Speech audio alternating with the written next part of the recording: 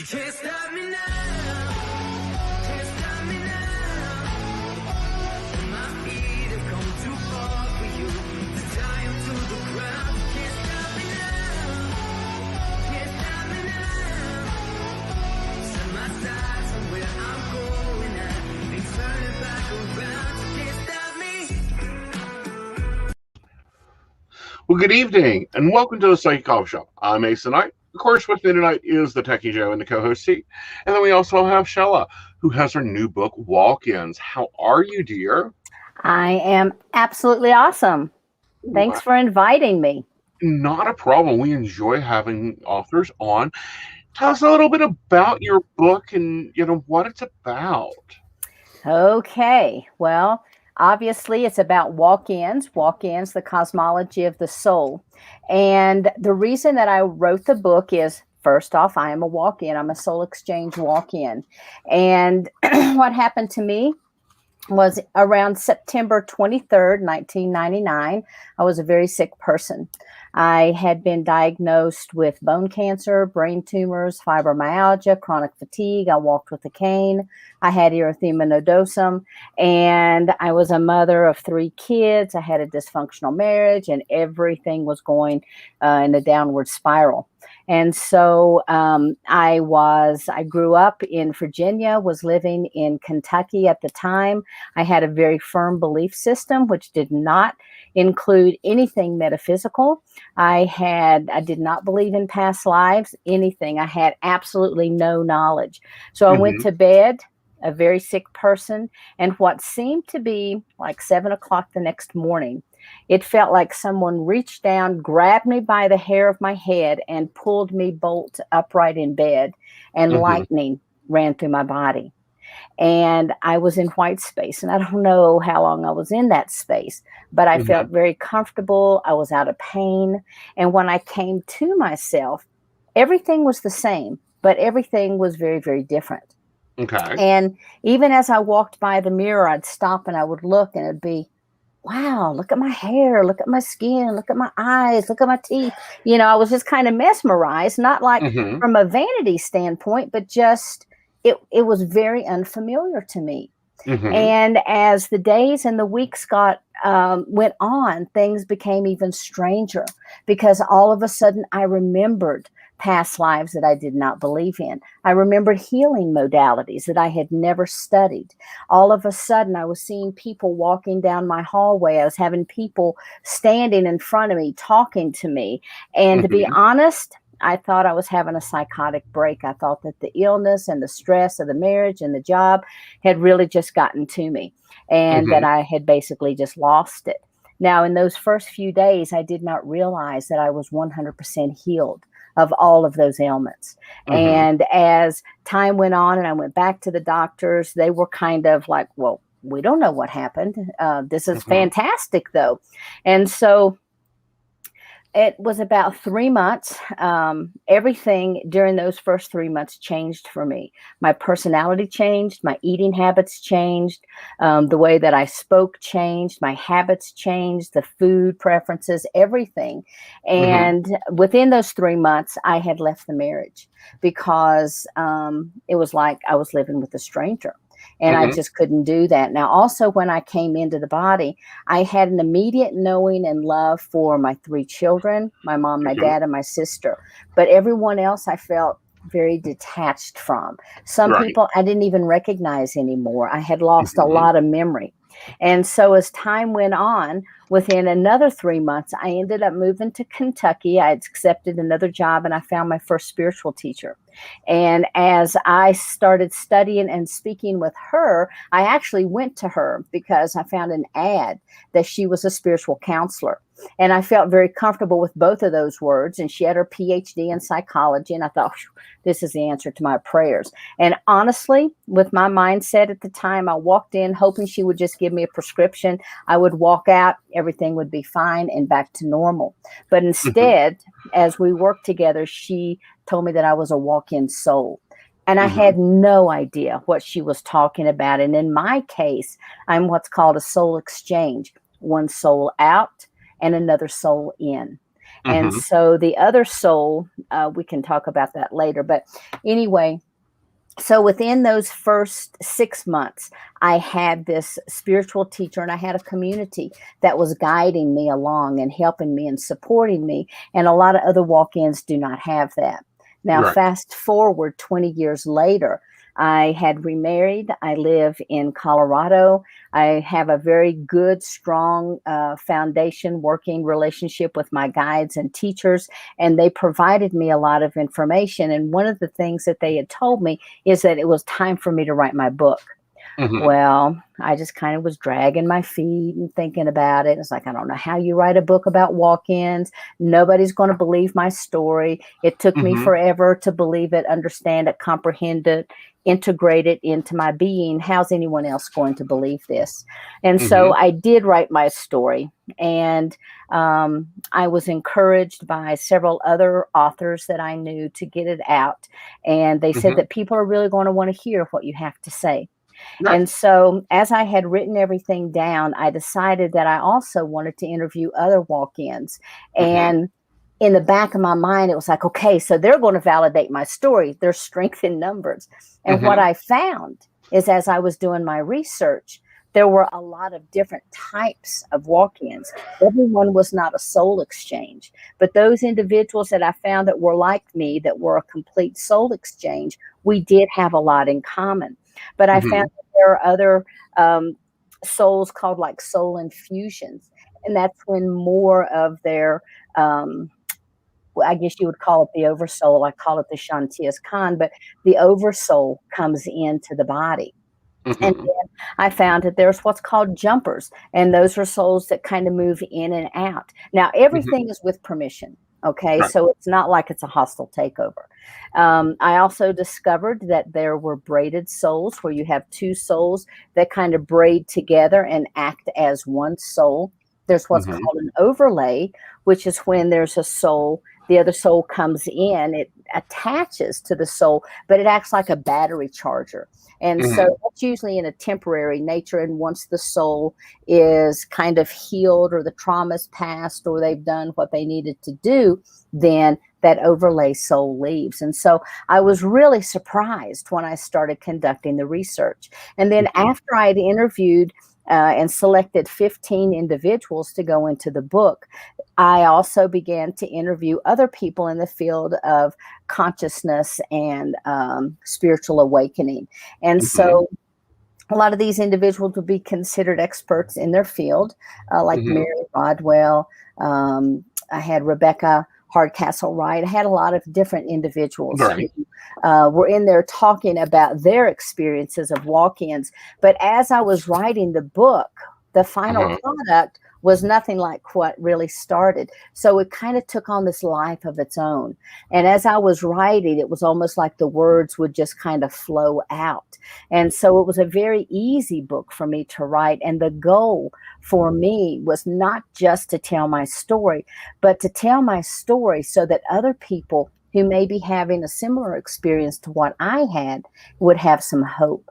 Because the other people that I had interviewed, they didn't have the type of support system that I had. When I came in, I chose my family very well. I have been guided, guarded, protected, Mhm. supported the whole way. But for a lot of people who are walk-ins, they had an uphill battle and they Right. didn't have anybody to support them. As a matter of fact, their families didn't believe them and they would end up having to be kicked out of their homes, or their families would begin to shun them and think that they were mentally ill. And so I Mhm. was hoping that this book could serve kind of as a beacon of hope for Right. people. So let's back up a page. When it first Sure. happened, you're coming from a very limited belief system. Hmm. I'm going to take a gander that it's probably somewhere in the Baptist Pentecostal vein. Um, did anyone look and go, what the hell did you get possessed with? Um, Everybody noticed that there was a Okay. change. Everybody noticed. Now, by the time that the walk-in occurred, I was not as active in church activities. I still would take Hmm. the kids when I felt good. All of my friends were like, "We don't even recognize you anymore," because I had Hmm. nothing in common with them. Right. And they would say, "Oh, well, let's go do whatever." And I'm like, yeah, I really don't want to do that. And they're like, that's your favorite thing to do. What's up with you? All of Hmm. my food changed, the music.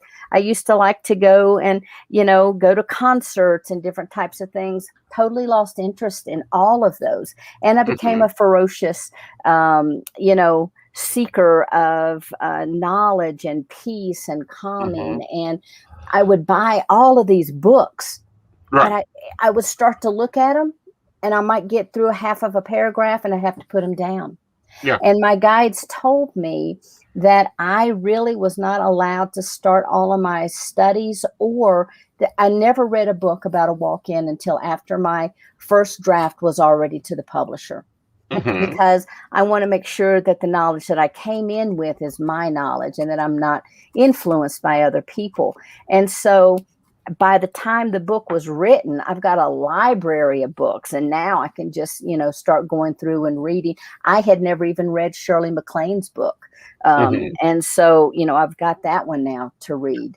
Well, I But yeah, sure that like Shirley McCain's book or anything on this subject would have been on the no-no list. oh, yeah. Oh, yeah, Yeah. absolutely. And, when Shirley MacLaine's book, I think it's Out on the Limb, was published, someone was Hmm. telling me about it. And I'm like, that's the craziest thing I've ever heard. That is Right. the biggest cop out. I had Hmm. no foundational beliefs Right. whatsoever that would support any type of philosophy like that. Hmm. So let's break it down a little bit. What Hmm. is a walk-in for those that do not understand the base concept? Okay. So in my case, I'm a soul exchange walk in. And that means that I had an agreement to enter into this body, and the original soul or the natal soul left the body. And so it's not like, again, not like a takeover or a possession or anything of that nature. It is an agreement that is made between the two souls. Now, in our case, my case, when the soul of the body cried out to be released, I it was decided that I would be the aspect of the oversoul that would come in. And Hmm. so I kind of remember that portion of it. I remember actually coming in. I remember that lightning that came in was actually when the soul entered the body, and it propelled the body upright. And that's when the other soul was able to leave then. Right. So I came in through the top and then it went out through the chest. So your exchange was very quite peaceful. There's other walk-ins. Their exchange is not that peaceful. Like it occurs after a car accident, or they've a massive fall, or something else. In my Yes. opinion. Yes. A lot of times, when you have a walk in situation to occur, there's always a scenario that sets up the situation for that event to happen. And Hmm. sometimes it can be surgery, sometimes it's an automobile accident, sometimes it is a horrific grief or trauma that occurs to someone. But there's something that happens that really is the precursor and setting the stage for the walk-in situation to occur. Hmm.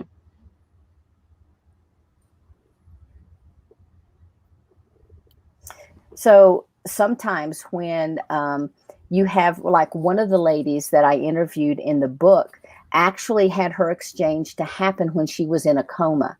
Now she was a soul exchange walk-in, but Hmm. she remembers, and she's a Japanese lady. She remembers that before, she said it was like a year before she actually exchanged places with the natal soul, that she had observed the personality of the person. She observed how she interacted with individuals. She observed how she cooked, how she cleaned, how she cared for her children, what her habits were. And so when this lady went into a coma, that's when the exchange happened. And as soon as she came out of the coma, she began to tell everybody that she was a walk-in. And she said, I'm a walk-in from the 13th dimension, and I'm here to let people know that, And of course, Hmm. they wanted to put her in a padded room. Hmm. When my other lady friend that I interviewed, she's from Andromeda. when she came into the body and she woke up, she came in after a near-death experience. Mm-hmm. And when she entered the body and she woke up and they asked her, what happened? What happened? And she says, well, I don't know, but I'm from Andromeda and I'm a seventh dimensional consciousness scientist. They Right. wanted to put her into a padded room. And so I started telling people what happened and they started backing away from Right. me. And finally, when I told my parents, my mom sat me down and she goes, look, we need to have a talk. And I'm like, well, what's up? I thought maybe she was going to give me some bad health news or something. And she said, I think you need to go to a doctor because I believe you have the beginning stages of Alzheimer's. And I'm like, well, what are you talking about? She's like, because my one of my cousins had drowned and I had gone back to a funeral. I didn't remember the majority of the people that was there. So I became very good at deflecting. It's like, but some people would say, you don't even have a clue who I am, do you? And I'm like, no. And that was really concerning to my parents. And so everyone saw the difference. Now, sometimes if a walk-in happens and it's at a younger age, people don't really understand that anything has happened because their personalities are still developing. And it's only later in life that they really have a handle on what's going on. Well, and I think that's when it's easier there of that mashing of one live stream to another live stream situation, and one level of lessons to another level of lessons. Comparatively, because, if we look at soul contracts ideaism, and we present everything in theory here, it's not that we're debating this or that, it's just that way it's easier for people to manage. The current soul had a certain lessons that they're supposed to come learn.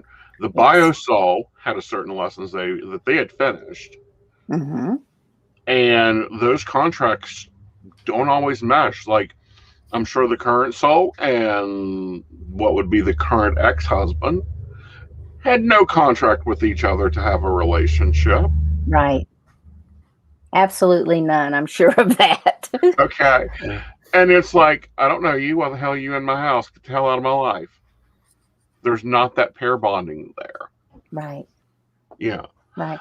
So it's very unique and different. And, when I first moved to Colorado, I had opened up a business and I was providing healing services. I was doing readings for people. I was doing body scanning. And I was doing a lot of spiritual teaching. And I was told, excuse me, I was told by my guides that people cannot drop into the essence of who they truly are when they're in pain. And so I was encouraged to begin to learn a whole variety of different healing modalities, which I did. And every time that I would feel like that I was just like, oh, man, this is it. The business is going great. Everybody's loving this modality. I feel comfortable. More and more clients are coming. I would hear them say, go bigger, go bigger, go bigger. And it got to the point where I was just like, look, I'm working 5 days a week. I'm teaching at night. I hold workshops on the weekend. You guys are killing me. I can't do anymore. What do you mean go bigger? Because I have a conversation with my guides just like we're talking, and they'll tell me something. I'm like, what are you talking about? And so I just kept arguing and arguing, but they kept telling me to go bigger and bigger and bigger. And so I did expand my business and I started offering different events. And so I realized, I don't have to be the one to do everything, that I can bring in other people. And that lasted for a while. And then I was told, go bigger, go bigger, go bigger, until finally the last go bigger that I heard was prior to the walk-in conference that was held. I partnered with a Portal to Ascension, and we had the individuals that was in the book, and they came on, they told their stories, and we really started to develop a community of people, a community of walk-ins, of starseeds, indigos, hybrids, whatever. And so after that, then very gently, they said, okay, now it's time to start nurturing and developing this community. And out of that There's what's called the Wish Alliance, and that's WISHALLIANCE.org. And this is a community of basically believers, people who are by some individuals considered, outside the box. People who know their star seeds, who know that they're indigos, who know they're walk-ins, who know that they may be hybrids. We have all kinds of individuals that are part of this organization, and they provide services. And that, I think, was my final, I hope, my final go bigger, because now well, I the only have. thing left is a publishing company. Pardon me? I said the only thing left is a publishing company. Yeah, that's okay. That's okay. I'll throw it at you because I have that same level of communication with my guide. Me and David talk crap. He will kick my ass left, right, and center. And Joe calls it you have a message waiting, because one of him or the God's favorite thing to do is throw deer at us. An opportunity will come along and it'll be like, well, I don't know. I work 7 days a week. I teach classes. I'm teaching this, and they're like, okay, fine. Then he takes a nap in the car, and I'm, basically feeling like we're playing Frogger the wrong direction. Right. With like deer, deer, deer, deer, deer, deer, deer, deer, deer. Good God. Right. Like, right. Whatever you need to work out, you need to work out right now. Or, like, we're taking home some bucks and some does. Yeah. A lot of them. Yeah, and you're going to have a conversation, with Rebecca about, does your voicemail apparently get covered by our full coverage insurance? Yeah, really. But yeah, love our insurance agent, but still, try to avoid any conversations with her, other than here's our payment and see you next year. General life things. So I'm sitting here and I'm taking this all in, and so you were talking about there's a lot of commonalities of experience. Now, is that commonalities for each individual type of walk-in, or is that across the board for all walk-ins, that there's like a certain thing, sort of like you're talking about, there's either some form of serious medical issue or trauma, like a car accident, etc. Does that apply to all, or is that just specifically for this one, but doesn't really apply to these? How does that all come together? Like, where does the criteria line set? Yeah, actually it does.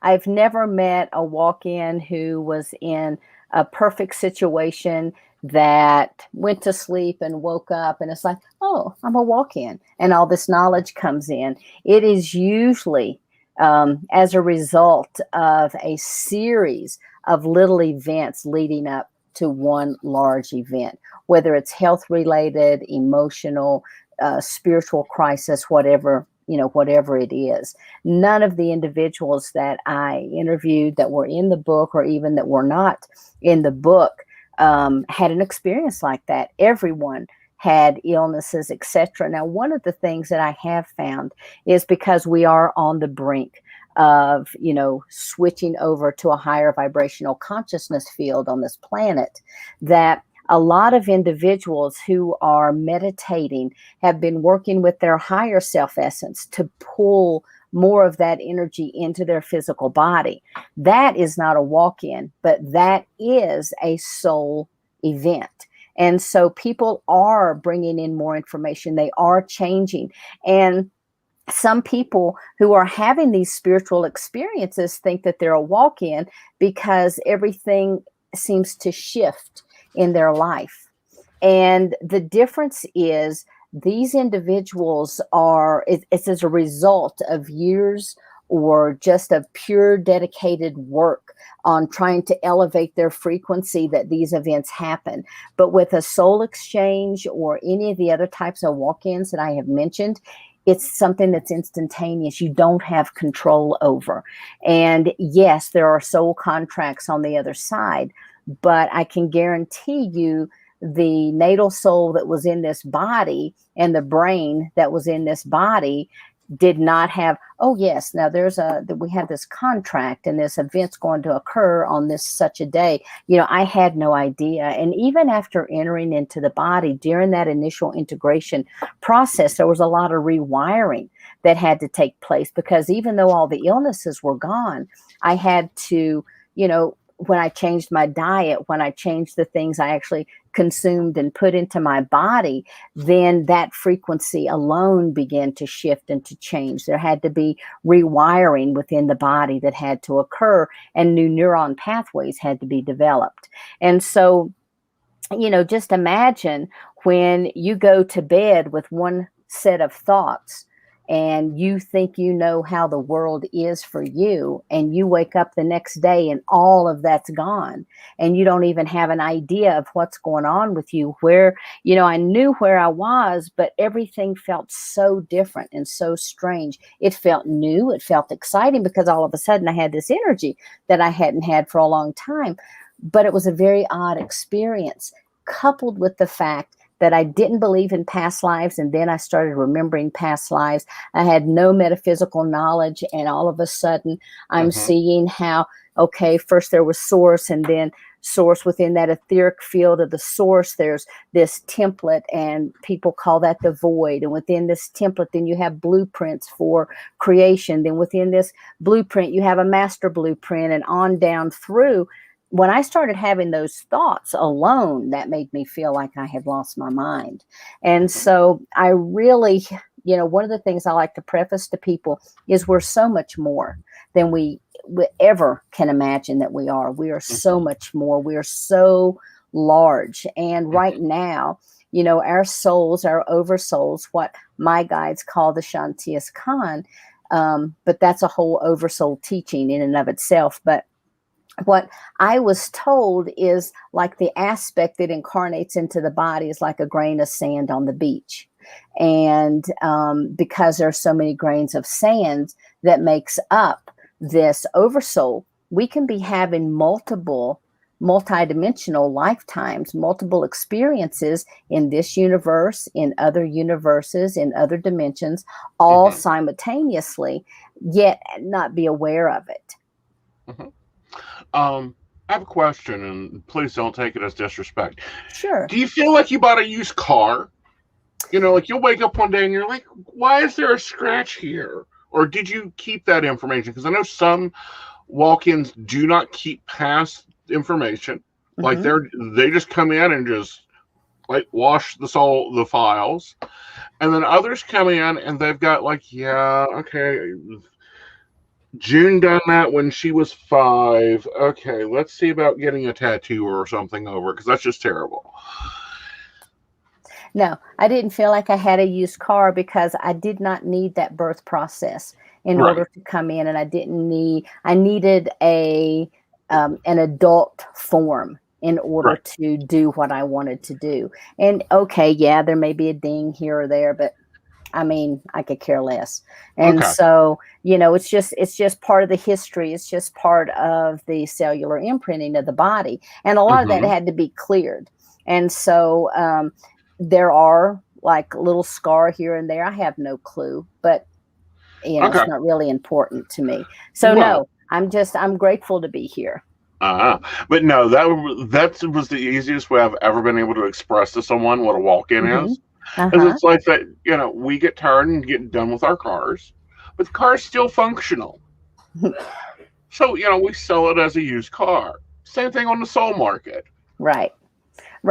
And the reality of it is, on the other side, it's very similar to what it is here. People have conversations just like what we're having here.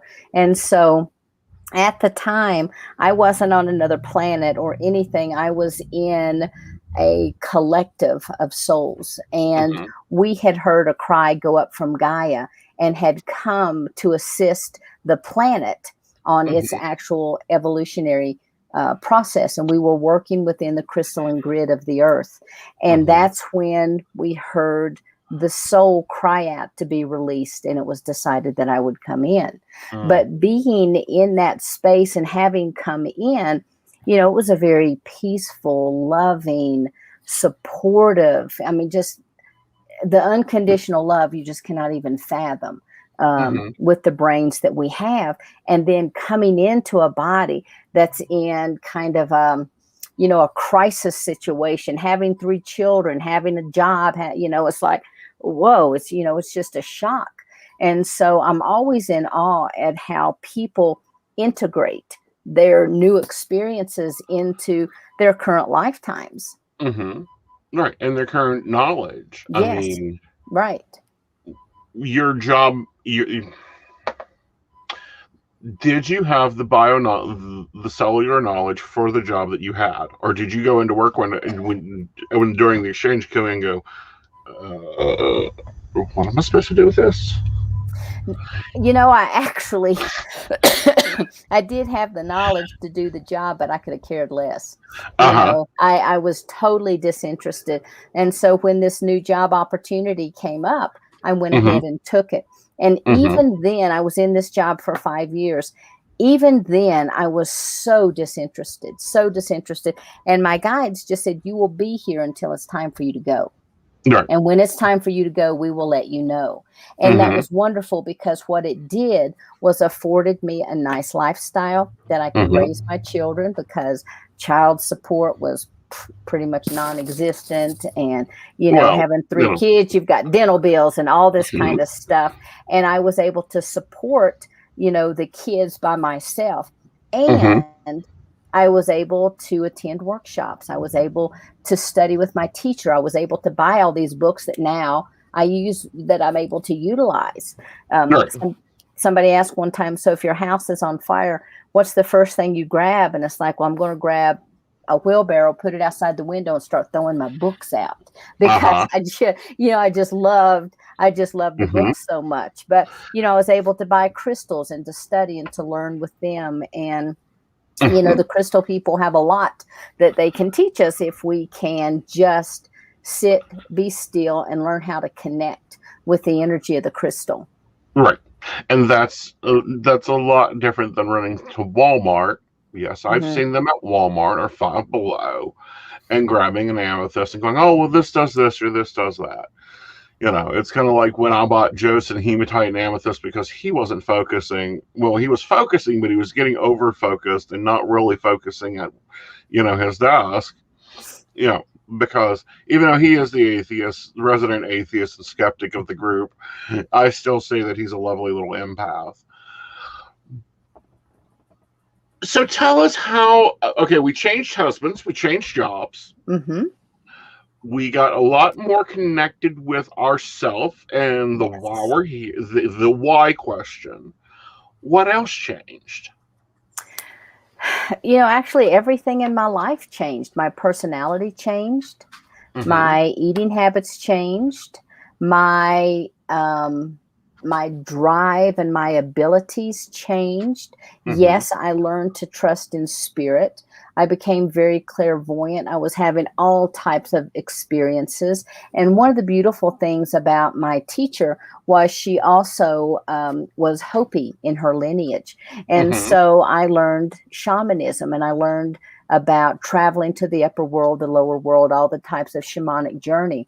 And that was one of the biggest changes in my life, because now I had a mechanism where I could go and I could learn and I could study and I could retreat from the day-to-day life here, because it was very stressful. And so honestly, anyone who knew me even 6 or let's say 8 months, 10 months prior to the walk-in would not have believed the person that I became, because everything about me changed, everything, including my relationship with the children, which all of a sudden was so much healthier because I was healthy and I was able to spend quality time with them. Well, kind of going off of that real quick, I was sitting here thinking, so what was the wildest part of it for your kids? Like, what was the one thing that has like stuck with them out of the like difference? Like, because I figure there's got to be a moment where even though you're a kid, it's like, I think mom's different. Like something's up with mom. Like, was there one of those that just like, they still are like, yeah, that was weird. Yes. Well, obviously I've had the talk with all my children and they understand that I'm a walk-in. They understand the concepts. My oldest was 12 years old at the time. And so she's the one that noticed things the most. The other two children were younger because we're looking at 3 years old and 6 years old, almost 7 years old. But the 12-year-old, she kept telling her friends, nobody changes that much. Nobody changes the way my mom has changed. Everything is different. Everything about her's changed. And so it wasn't until probably 7 years ago that I actually had the talk with my oldest daughter. And when I told her, she's like, oh my God, thank you so much. This makes so much sense. I kept telling my friends and everybody, there's no way my mom changed that much. And so, everything from even the movies that I watched. For me, one of the scariest things, I believe, was the fact that I did not have memories of their childhood. And that really bothered me. I came in with a certain set. I could remember birth processes. I could remember very special days that I had with the children. But like the day-to-day in and out, I might get 3 or 4 memories, and that was it. And then if they wanted to talk about something, they knew, they'd say, okay, now Mom, when I was 4 or when I was 5, this happened. Do you remember that? And even my parents now, my dad's so cute because I did not tell him until the book was getting ready to come out. I mean, it was the week it was supposed to be released. And, he took it very well because I had experiences where his sister had passed and I was on the way to the funeral with them and I was feeling really awkward because it's like, I don't know these people. What am I going to do? How am I going to act? What am I going to say? And so I was really sweating it. And all of a sudden my aunt shows up in the car next to me. And she's like, you just got to tell them they have got my hair fixed wrong. My fingernails are the wrong color. And I don't even have shoes on my feet. I want my gold shoes. And so she was just going on and on. And I'm just sitting there looking and I'm looking at my parents and I'm looking back at her and I'm sweating bullets by the time we get to the funeral home. And so when we got out, I told my dad, I said, look, I know you're going to think this is really crazy, but I told him what happened. And he just looked at me and he went in and he observed everything that she had told me to tell him was exactly right. And after that service and everything was over, we came out and my dad, I said, I'm really sorry if I put you in an awkward position. I know it's kind of weird. And he just gave me a big hug and just patted. He said, honey, it's okay. You're what they call psychic, but we love you anyway. And so now I have a disability, in my parents' eyes. But it worked out really well. And when I told him that I was a walk-in, it was so cute. I said, so you remember when all of a sudden all of my illnesses just went away overnight and everything about me changed. And all of a sudden I, was clairvoyant and remember that event with your sister? And he's like, yeah. I'm like, well, that's when the walk-in occurred. And I tried to explain what a walk-in was. And he sat there and he looked at me and he said, oh, that's when that the Lord miraculously healed your body and gave you gifts of the Spirit. And I said, that's exactly right. So from his viewpoint, he could understand it. He had an explanation.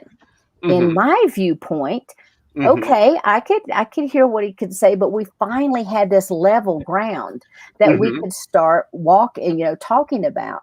And so he was really excited that in the back of the book, I put a couple of the experiences where he had seen ships, different spacecraft and where, other family members. And so that went really well. But it was hard for me to find a language that I could share with them that made them feel comfortable and be able to drop into the acceptance of, okay, she's different, but it's okay. And when I told my mom, and she goes, well, does that mean I'm not your mom anymore? And I said, no, you're still my mom. It just means to a new and improved version. Okay. So she was okay with that. Yeah. And they've never questioned it. I've since developed some relationships with some of my cousins, and I think I probably appreciate them more now than I did as the old soul. You know, it Right. seems like those relationships are better. But honestly, everything in my life is so much healthier, so much better. And for me, really becoming a walk-in, I think was the best thing that could have happened to the family unit, Right. because I was sick and dysfunctional. And then all of a sudden I was vivacious. And so my 12-year-old really took notice to that. Right. Mhm. So here's a question through your research. Hmm. Have you noticed that the walk-ins occur in more spiritually aligned families? No matter what language they want to use, gifts of the spirit, prophet of God, whatever, that it occurs in families that are kind of predestined to be able to deal with. Okay, can you call up Mitch and ask her what used to occur with the turkey so we can get this done? Type energy, or do you find that you're more the, and I would say this is probably because of your mountain heritage, more the exception? Yeah, I'm more of the exception, because most of the people that I talk to, they had very horrific experiences. And they, one lady actually, and she's from Tennessee, so it's, you know, it's us good old mountain folks. I Mm-hmm. think that we are able to walk through this process easier than other people, because other people had their lives turned upside down. Mm-hmm. They were disassociated from their families. Some people, you know, they had this strong urge to leave their job, and they followed the urge, and then all of a sudden now they're unemployed. They didn't really know, you know, they didn't have the skills to go back out into the workplace. And so, you know, it's very, very difficult for a lot Mm-hmm. of people. And it's very difficult, for, like, I'm thinking some of the people that were younger, because there's one girl that she was 5 years old, and she was in a very poor situation, is all I'm going to Mm-hmm. say. And the soul exchange happened. The lady who came in came directly from another planet. She was just hovering above this young girl. And when the soul exchange happened, she went into the body. And what happened overnight for that child was all of her bruises, everything went away. She was emotionally stable. She had a different hair color and a different eye color when she woke Mm-hmm. up. And I've heard that with a lot of other people. Now, not so much the individuals that I had in the book, but there Mm-hmm. were a lot of people that said, well, one lady that's in the book said she's becoming much more androgynous. And Mm-hmm. some people have actually switched their sex preferences as far as becoming a walk-in, because Mm-hmm. their soul was more masculine or their soul was more feminine. And then that puts them in a precarious situation when they're dealing with their family members and their friends, because they don't understand that. But Right. most of the people, with the exception of the one lady from Tennessee, were not religious at all. Oh, okay. Yeah. And that happens also. Um, I find it interesting, the walk-in theory, the walk-in situations, the cases that I've seen of some of the drastic changes, and it's just kind of evident. Mhm. On a logical, if we apply logic to the theory, the soul is done. Obviously, the soul is going through what I call the exit strategy. Mhm. You need a car accident, you need a coma, you need diseases to exit out. We all need a door out of here. Um, did you find any cases of attempted suicide that didn't work, and that's when the exchange happened? Let's see. There were not those types of events that happened prior to the walk-in occurring, Mm-hmm. except for with one gentleman. And he came into the body of a teenage boy. And Mm-hmm. that teenage boy was living in a horrific situation. And Mm-hmm. so it was his life circumstances that caused him to want to commit suicide. And when the walk-in came in and the exchange occurred, he Mm-hmm. actually had to work to clear those thought processes, because they were so deeply embedded. But Mm-hmm. most of the people that I have talked to, well, no, wait a minute, that's not true, because there was another gentleman who had lost his child. and Mhm. he was grieving so deeply that he just wanted to give up. And actually, he began to have physical ailments because of his grief. And Mhm. so he said that he had thought about committing suicide as the other person. But once the walk in came in, those thoughts were never there. Mhm. And I find that the individuals that I've spoken with that are, there's a lot of people that think that they're walk ins and they've had these beautiful soul experiences that are not walk ins. Right. But the walk ins that I have talked to, they have all had improved lives. Mhm. They've all had healthier relationships. Mhm. Everything about their life has changed for the positive. I've never found, I was asked one time if walk ins could be negative.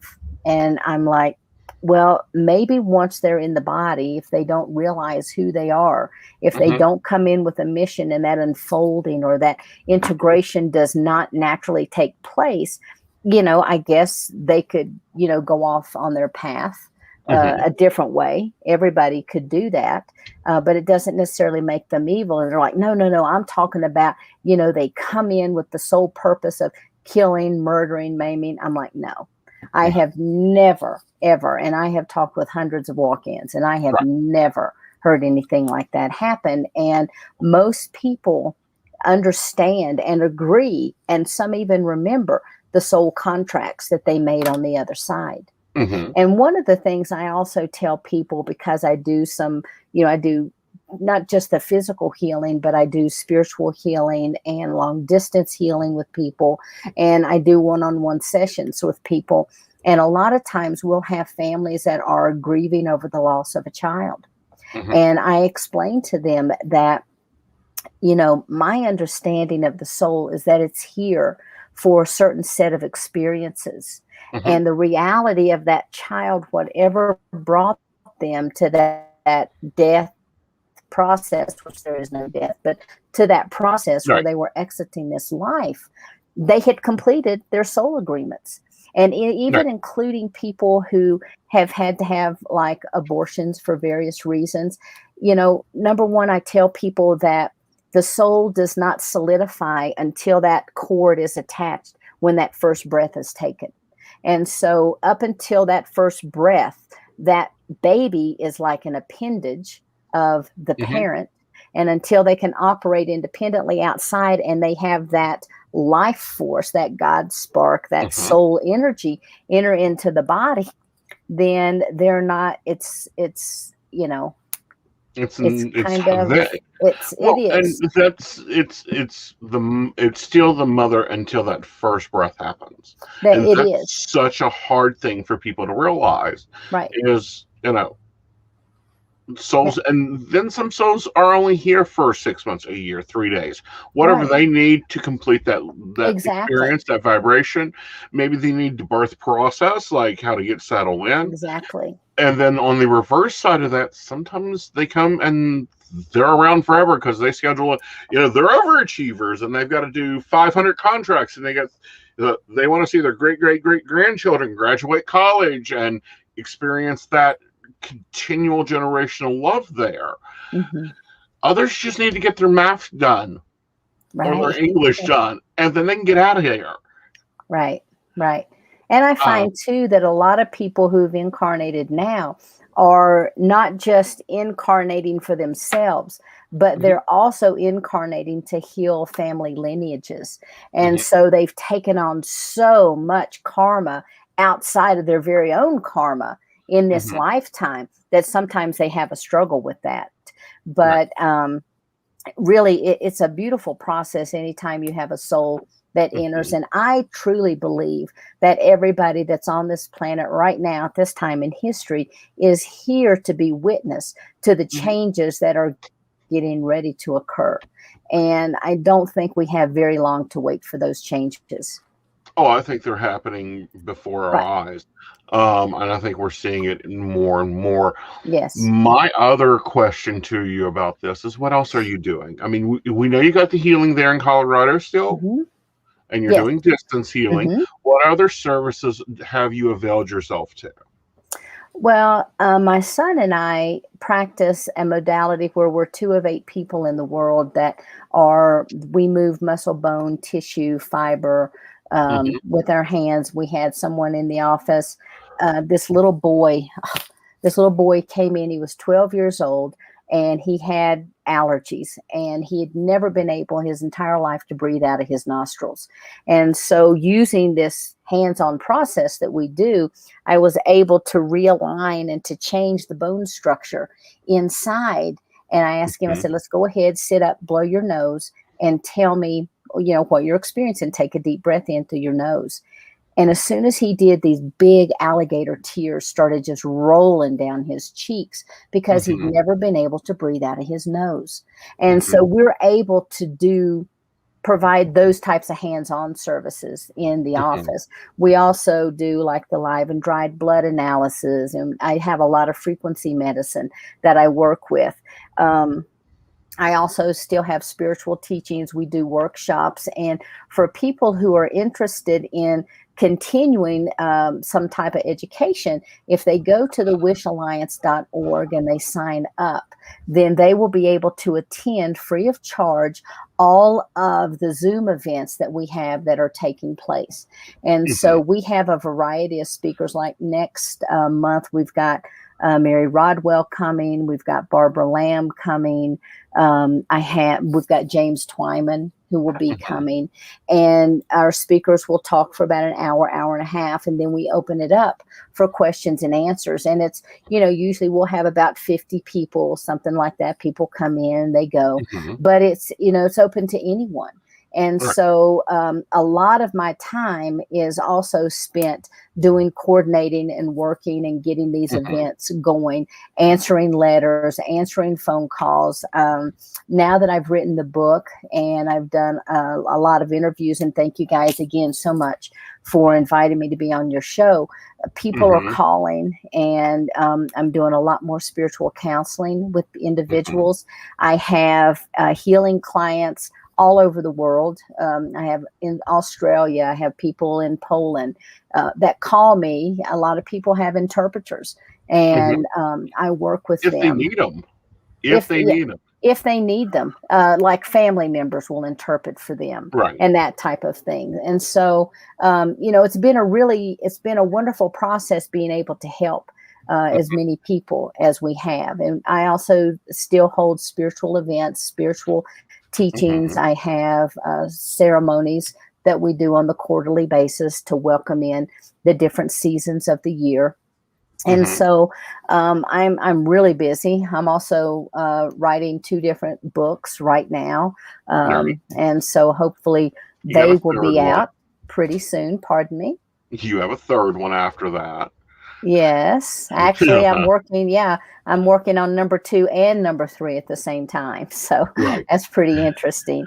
And so, I don't have a lot of time to sit around and twiddle my thumbs. I'm trying to put a garden out. We have raised garden beds. I live at 10,200 feet. And Oh goodness. so, yeah, oh yeah, I love it here. I love the high altitude. And, Mhm. being a lowlander all of my life, gardening was just second nature. But you can't even grow tomatoes outside sometimes. Well, We you can get snow can. any time of year.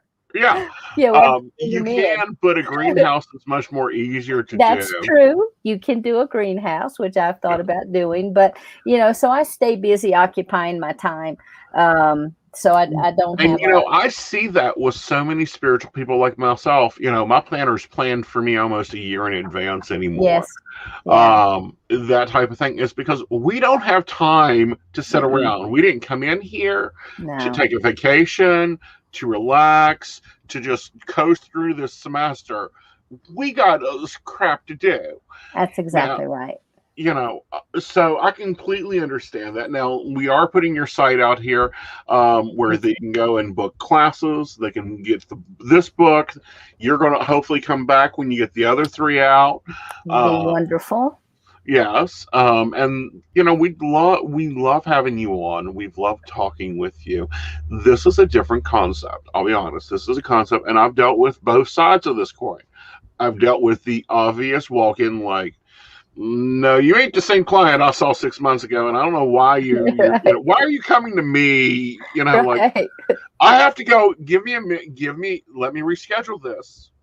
I want to reschedule this. Give me a week. I got to go talk to David, and he better get on to counsel and give me some information because you're not the same client. And then I've had the others that have done that have gone through what I call a ratification. Mm-hmm. And it's when the soul itself basically comes awake, Mm-hmm. Kundalini energy, whatever you want to call that label, and they change their life because it's like, no, I don't know what the hell we were thinking, but erase all this and start over. And they'll come to me and say, I'm a walk-in, and I'm like, no, you're not. You've been ratified. You've been. Yeah.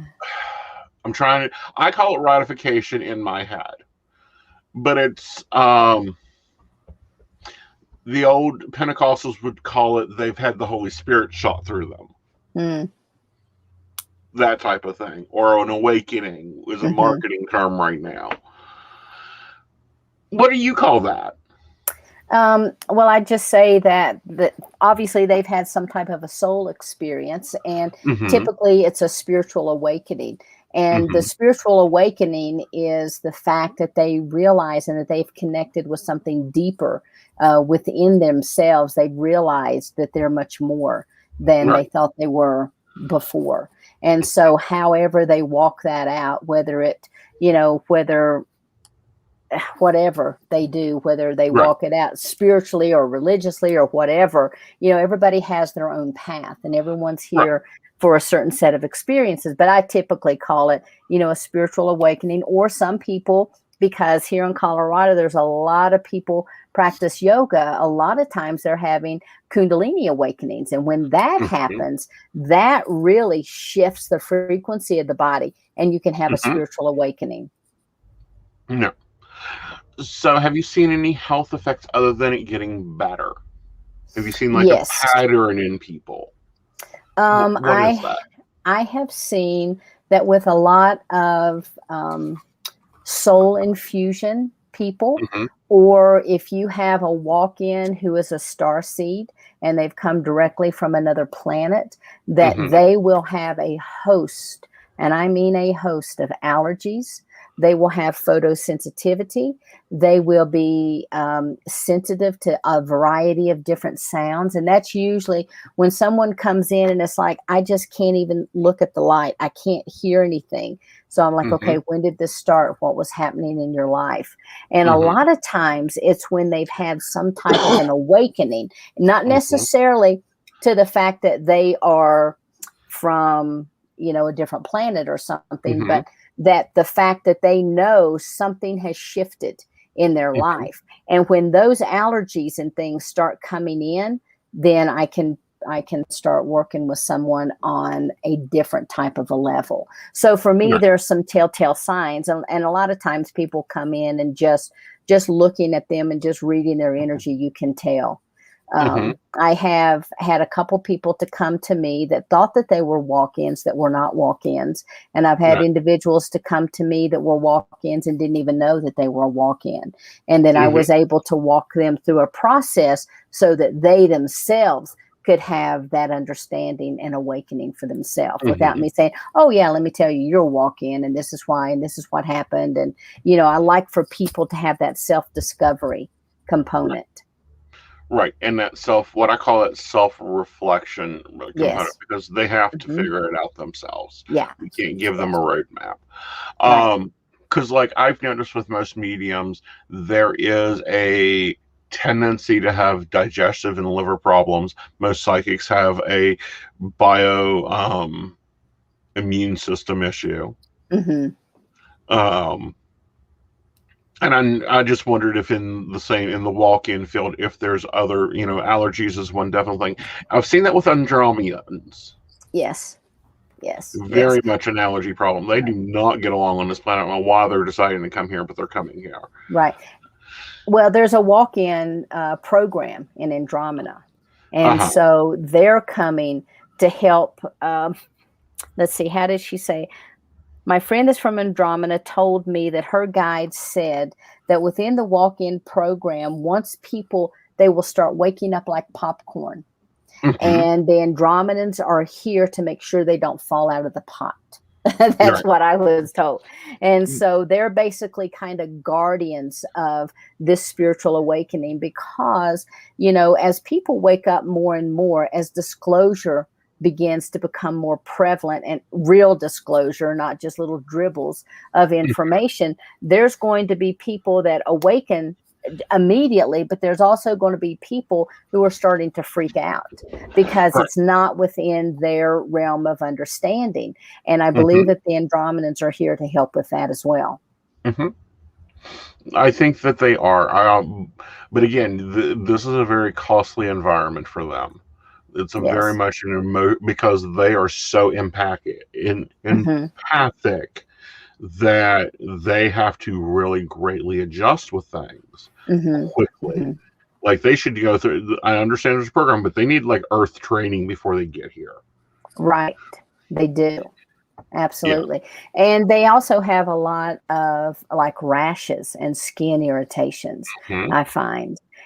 People who are typically from, let's say, the Arcturians, for example, a lot of them will have heart and they'll have vocal issues because they can't, you know, because of the chakras, they can't actually get things balanced quick enough. And so the body begins to manifest because they need to be able to speak their truth. Right. And sometimes that truth takes a physical Yes, form. it does. It does because everything's energy. Right. Even thought patterns are energy, and we're still working at getting that concept through. Have you seen many Atlanteans re-entering? Have I? I'm sorry, I didn't hear you. Seen many Atlanteans re-entering in through the walk-ins? I haven't seen it so much with walk-ins, but I have seen a lot of Atlanteans, Lemurians starting to surface on the planet. And again, they're incarnating, and there are several people that I know that do not even have a veil of forgetfulness, and they remember 100% of everything. And so when that happens, they can bring forward a lot of knowledge, but you know, you always have to take knowledge from the person's viewpoint and where they're coming from. So, but yes, there's a lot of individuals from Lemuria that are coming, a lot of people from Atlantis that are coming, and they have told me that they're here first to help set things right energetically. There's a lot of people who say that they were with Mars. A lot of people that say, you know, when a lot of colonies. Yes, absolutely. And Meldeck and all of those. Everybody's starting to wake up. And when they say, well, I was from Atlantis, well, they probably were from Atlantis, and that's the strongest lifetime. Like for me, I was in my collective. And I've had a variety of life experiences on other planets. And when I incarnated, I brought the most prevalent, those tools in my kit that I was going to need, which were the Arcturians. And so I connect more with the Arcturians, and I work with them and bring in the healing energies, and they really help me, you know, in the healing aspects, as well as the spiritual information. And so, but that doesn't mean that that's the only place that I was from. I also, you know that I was in the Andromedan system. I know that I was Lyrian. I know, you know, I have a lot of memories. So people bring on this planet those things that they either need to walk through karmically, or that are of the most value to them in their soul repertoire. And so as people wake up, they're remembering all kinds of things. You know, they're remembering, I've had people who remember being Egyptian, and that they were working with the pharaohs. They were working in the tombs. Some people were, they remember their lifetimes that they came in from the biblical era. And they can start, you know, telling you what was occurring at those times. But I think that because people are waking up in masses, that they're going to begin to share those experiences that really imprinted the most with them. Right. Very much so. And they're going Yeah, to understand them more so than what we've seen in 20, 30 years. right, right. Yeah. And so, of course, the other thing too, I think that a lot of people are recognizing that they're star people Mhm. because disclosure is so close. Mhm. I think it's the 25th of this month, actually, that the military is supposed to release all of their documents to Congress pertaining to the knowledge that they have. Now, what will actually come out of that, what will result from that, whether we I don't get think we'll get much of it. I don't think we will either. I think they'll say, oh, yes, there's ships. And yes, one time there was a ship that crashed and we back engineered, and what everybody's seeing is our craft. And they may even show us their crafts. And yes, we See, I do don't have even our think own we'll get craft. that. I don't even think we'll get that. I think that they will get, yes, there was a meteor crash there. Yes, there was a meteor crash there. Hmm. Oh, that is when we were testing the Mach 1. Or that is when we were testing Right. prototype 73. Hmm. That's all we're going to get. I don't think that we're going to get full information to alien databases. I don't think that we're going to get anything from the Orion system. I don't think that we're going to get anything useful if Right. it comes out on the Nothing useful. 25th. Right. It's like when Clinton done the release of Project Blue Book. If you looked at the documents, it looked like someone had just changed the toner in the printer and was Right. doing test pages. Right. But what all of these events do is begin to wake people up, because then there's more conversation, and then Right. people begin to have thought evoking conversations. And then the next thing is like, oh, yeah, well, maybe this is a reality. And all of a sudden they shift their perspective. And so, just like with the virus that recently, we all experienced in some form or the other, whether people had it or whatever, to me, that was kind of like setting things in motion for people to really drop into themselves, to really have that time and that spaciousness. And so we can look at all of these events and say, yes, this was horrific, or we can look at these events and say, this is the gift from that event. Look what happened. And I think that there will be a lot of gifts out of the, the I little think there's been a lot dribble of or gifts. I think there's been a lifestyle switch. yes. But I also think that this is a pattern of energy we've seen before.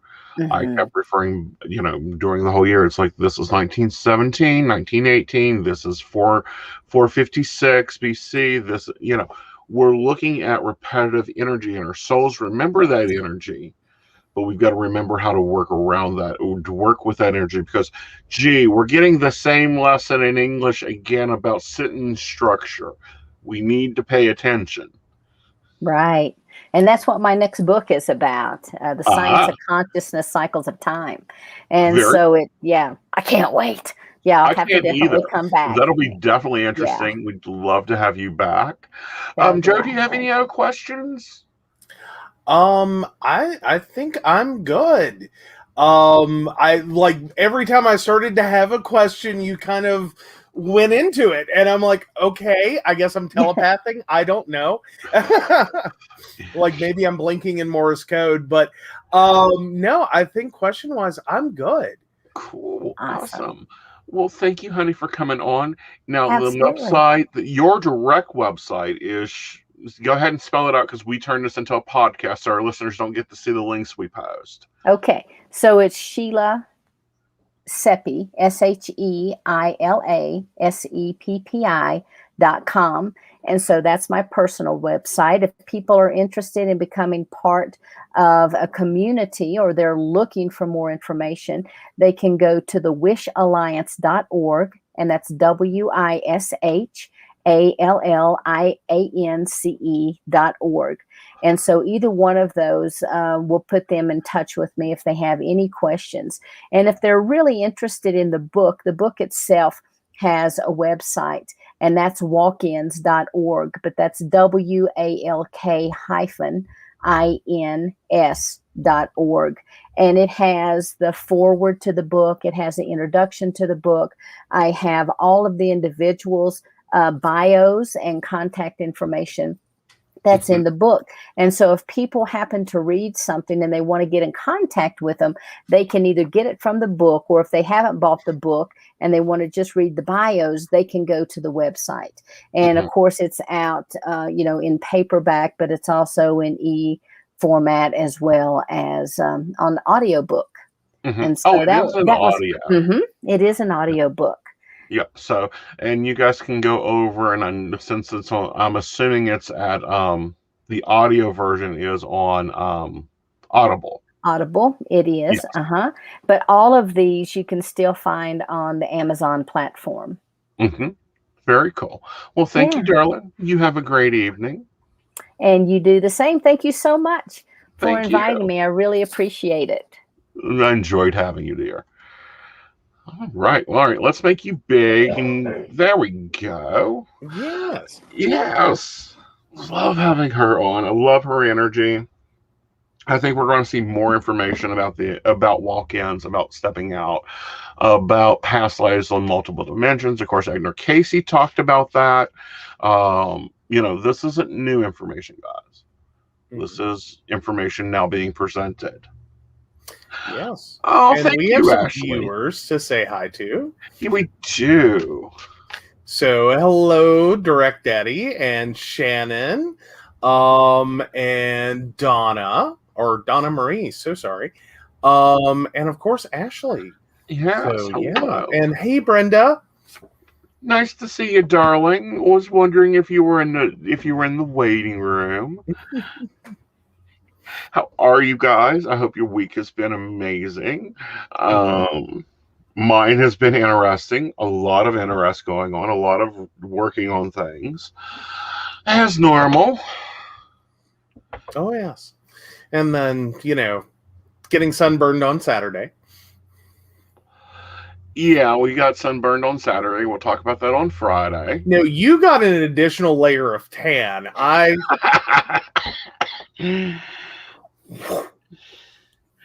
Yes. I got an additional layer of tanning.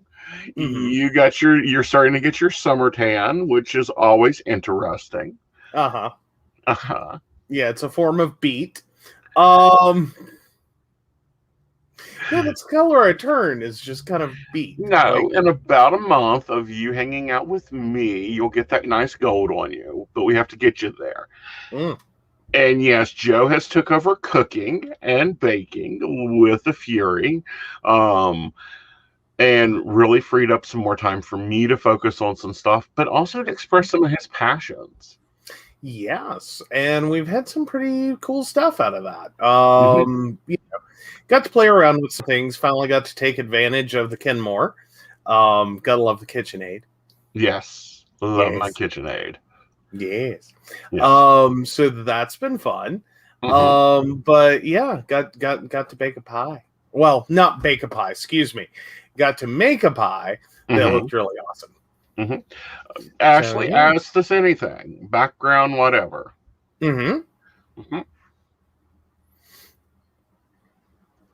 And we don't need a date of birth for that. No. Sorry, we get so used to having to be like, and please include your date of birth. Please include your date of birth. Right. It was nice to, for once, be like, and you don't have to. Yeah. So, yeah. Oh, but goodness. But no, very fun guest. Very, very fun guest. That was a very different. It was a very different conversation. Yes. So yeah. Yeah, these past two have been a little bit more different flavor. I'm getting to stretch some of that knowledge of of the classes I've took. Okay, so Ashley asks, so I saw someone said the term bohemian was offensive because it had some background to the Romney people. And apologizes if that's misspelled. Do you know anything about this? I figured it'd be best to ask you, given your background. Well, thank you. And I will nicely say it this way. Bullshit. Bohemian is a mid-1910 to 1940s term that meant hippie, for the time. Mm-hmm. It is not offensive. It is not. It's like people are finding crap and just trying to pick and pull it together. Mm-hmm. Okay. Yeah. Like, can we stop this? Like, guys, when you see posts like this, ask them what their heritage is. Well, and moreover, where they're getting the information from. Right. That's probably the bigger point. Like, what's your source? Right. Like, you know, yeah. Yeah. Yeah. I'm not the king of gypsies that speaks for everyone. And yeah, I said gypsy. We were called gypsies forever, and before that, we were called Egyptians. Well, and more important, gypsy isn't the problem. Yeah. Terminology wise. Right. It's when you drop a few letters and it Mhm. becomes something else, and you start using it to literally be offensive. Right. So yeah, that's where the bigger problem is. Mm-hmm. That's where the major problem is when you're using insultorial. Ooh, fun question from Brenda. Awesome. Go for it. What do you think of cancel culture attacking the devil card now? Cancel culture needs to cancel itself. The subscription has expired. There was no Okay. auto renew on it. You cannot attack one card of the tarot. The devil card in itself means sex and frivolity. Yeah, well, and there's a few cards Yeah. that it's like, so to speak, the meaning you'd think they have isn't the meaning that they have. Right. I think it's people that have a little bit of knowledge, like they read 3 pages of that little white book that's holding up, my desk because it's uneven. Mm-hmm. That's all they done. And then they go and try to find an offense to it. Mm-hmm. You can't cancel the devil card. You can't aggravate the devil card. You can call it Pan if you want. You can call it the lower self if you want. It's still the devil card. It follows up with the death card, which is the church being thrown out of England. So you can't take the story out of it. I mean, it's like trying to cancel, cinnamon in the breakfast menu. Well, and I think the more important thing would be if you remove that card from the deck. Mm-hmm. What becomes of that? Do you have to replace that card, or does that card get replaced by something else and it just becomes a harder reading? Just as a curiosity, like what would that turn into? If you try to remove a card from the tarot, then you remove part of the tarot, and your deck then becomes inefficient because you don't have an aspect of it. Okay. Yeah, like there is, some cards have a lesser card, and probably the 9 of Swords would take the place of, the lower arcana of the devil. But again, you can't do it. Okay, and then you have a reading question too. Okay, well, let me get these warmed up, Madison. Okay. Yeah. So what has been your big news topic this week, Joe? Oh, big news topics. What? Yeah. Actually, there is a really good one, and we will drop this link here in just a second. Mm-hmm. I think the biggest one is we've been talking a lot about shortages. We've brought this up in a few different places. And it's been kind of a convoluted conversation to have. Like I've struggled with it. I think even on the show we've struggled with it, and I did run across a really great resource for it that explains that COVID didn't think of a backwards BASF relationship. Because if y'all remember way back when, BASF, their great big slogan is, we don't make the products you buy, we make the products you buy better.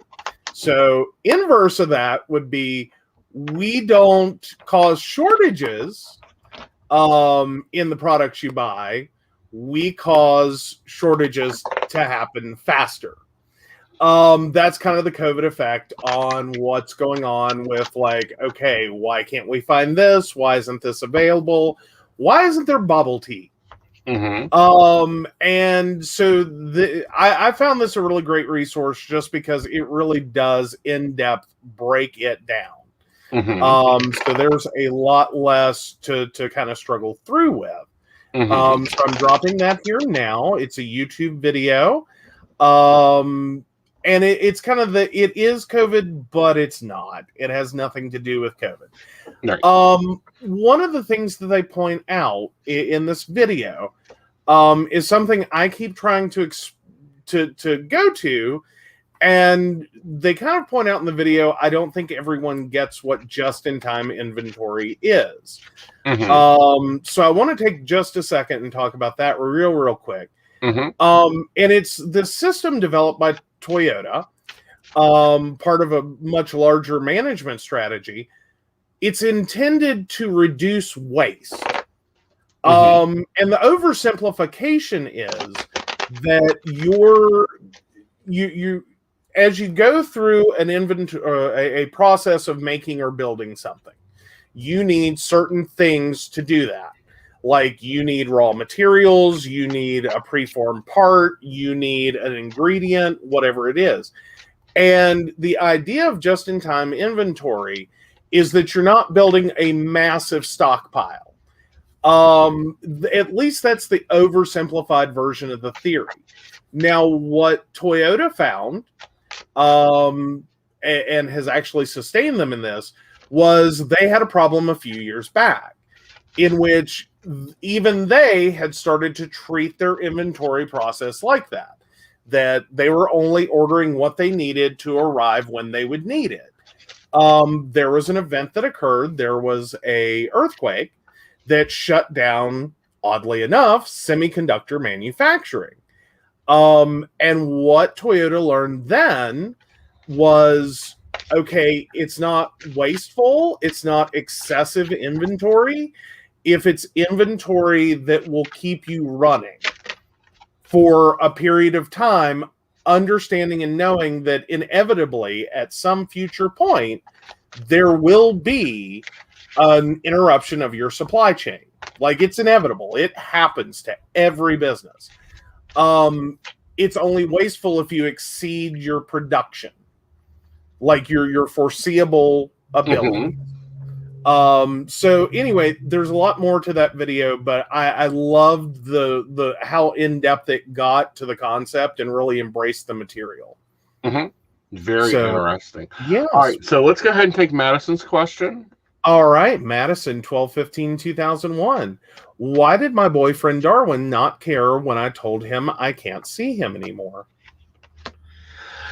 Looking at it, I feel like he saw it was drama, and basically his shields went up, and it was like, no, I'm not dealing with this. You can say that. You can say you don't want to see me, that's fine. I'll give it a page. I'll give it a wait for it to occur. I feel like he thinks there's going to be a return. And that's what he's holding out for. Okay.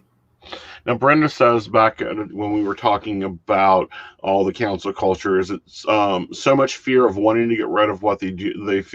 They have the lack of understanding. Hopefully, they will die off before attacking serious things / beliefs or witch hunts, etc. Exactly. We've seen that culture.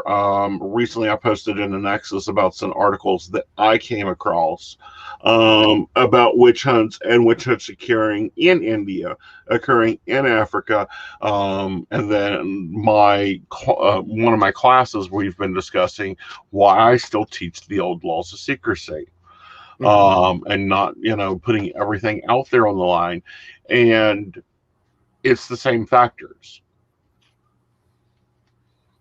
Absolutely. Yeah. All right. So I don't know. I think that this video is a very good video. I think it covers a lot of our problems. Well, and it also gets into the as a general business philosophy, pretty much every major business has adopted this, the concept of just-in-time inventory. They have predominantly done it incorrectly. And so no, COVID didn't cause this, but COVID kind of caused this. Right. As each of these parts of the supply chain had slowdowns, shutdowns, stop to clean, etc. And there was this weird shift in consumer buying habits. Mm-hmm. All of this has kind of started to spin together and create an inadvertent, kind of push-pull situation in which, the inventory that's needed isn't there. Right. And so then what becomes of this? Right. What becomes of this is us learning to gather resources and work around it. All right. Ashley's got an interesting question and I want to look at. All right. Ashley 82696, is Baby Guest just having an off day or something brewing, or am I just missing something major for his daily routine? Looking at Baby Gus, I feel he needs fluid. He's hot, he's grumpy, and he's sticky, and he's like he's daddy when he's that way. He is not happy. Cool. I don't think that he's sick or something brewing into a sickness. I think he needs cooler climate, maybe less clothing, and maybe more airtime, and also more fluid. Okay. Okay. Poor Baby Kid. Yeah, he's having a grumpy day. Like his energy is normally really bubbly, and today it's like, don't even bother me, old man. Ooh. Dang. Yeah. All right. Let me see. There was one other. There's one I wanted to talk about real quick. And it was this: why some employees would rather quit than return to the job. Oh, yes. That's kind of turning into a new hot topic. Right.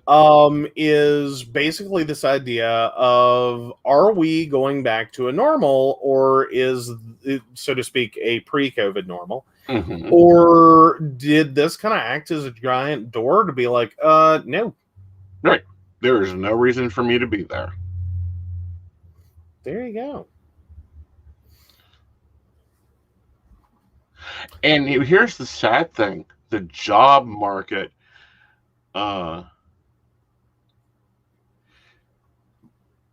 Oh, and Ashley's apparently with us. Huge hot topic. Uh-huh. Yes. And here's the thing. Employers need to get this really quickly. Remote work is everywhere. There's exactly at least 10,000 things going on there. And oh, that sounds like an interesting mansion commercial. But anyway. So, is there jobs out there? Yes. Is flex economy going to become new prevalent? Yeah. Employers can get with it or they can die.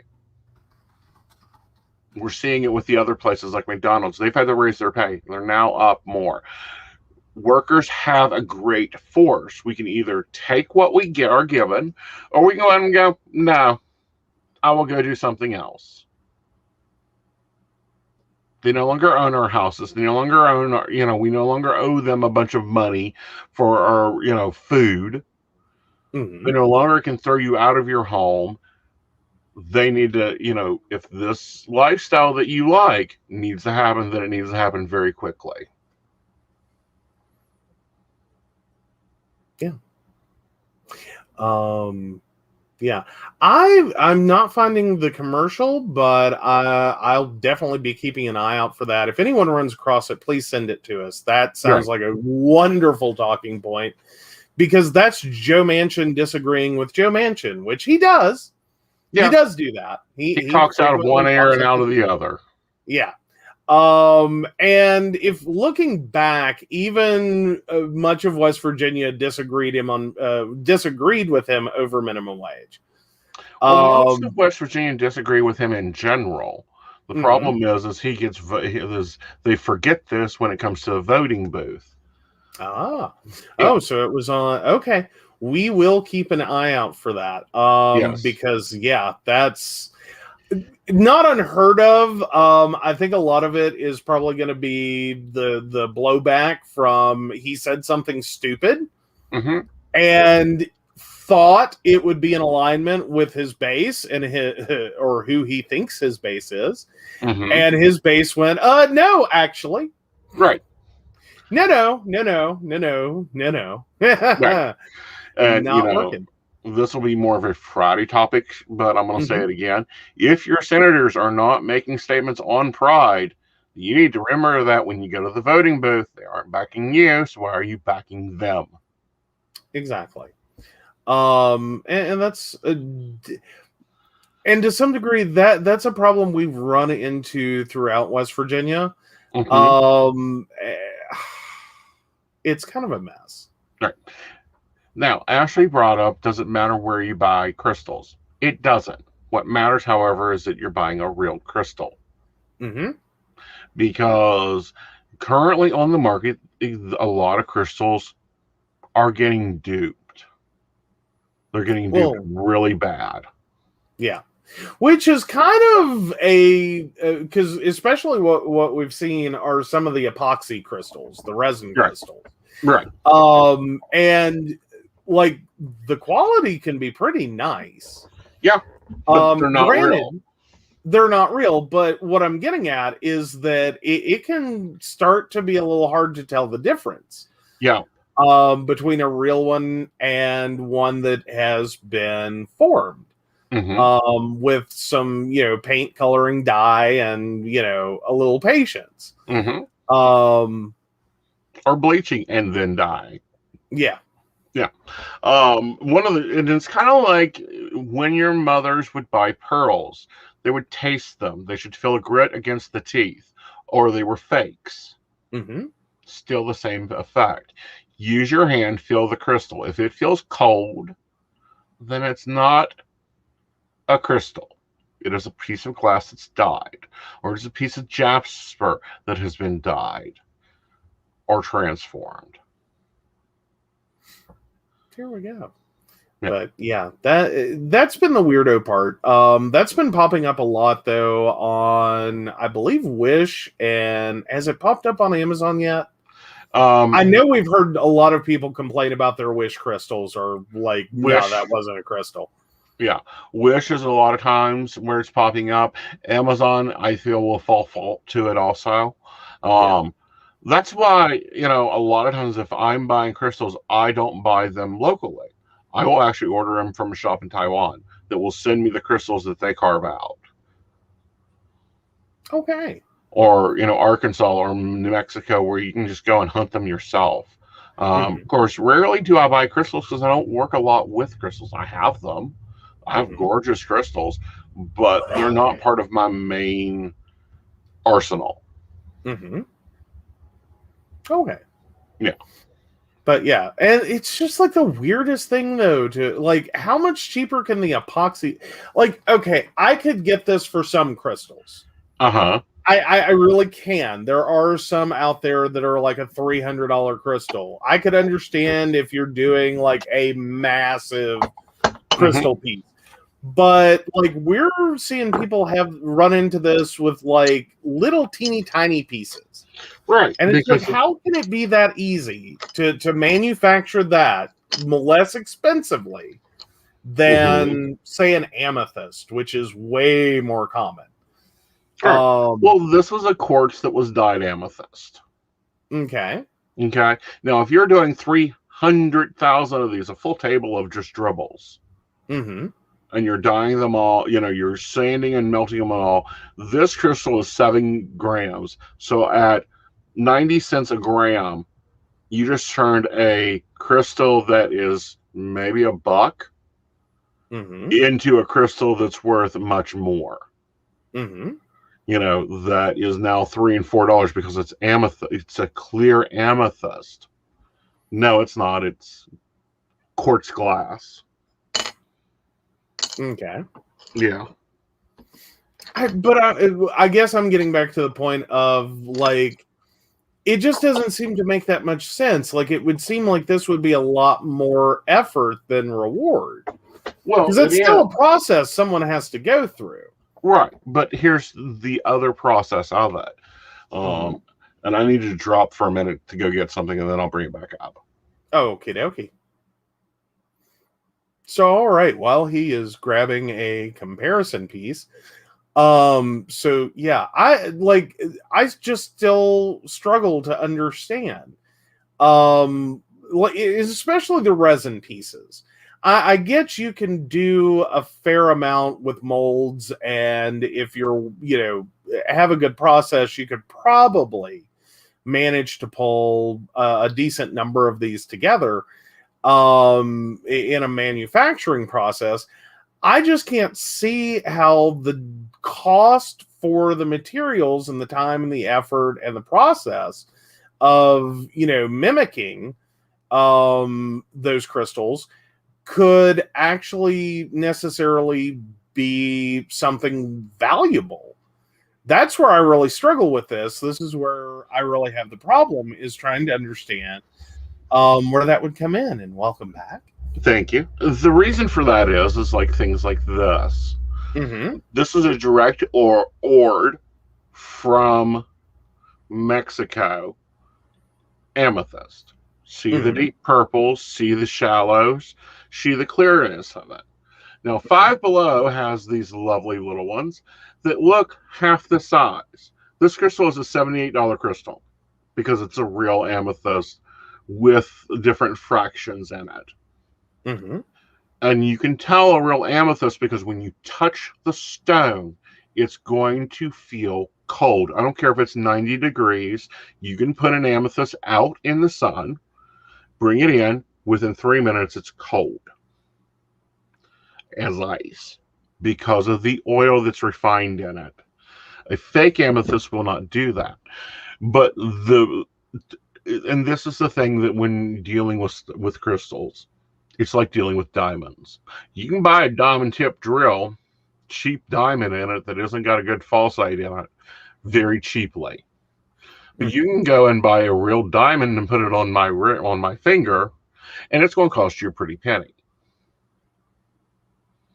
So they're able to take cheap ore and make fake stones and then sell them for the real price. Yeah. Well, and I guess my bigger and perhaps misunderstanding, I could see that with a piece like that. That is a very large piece. But like we've seen it with like tiny little points. Right.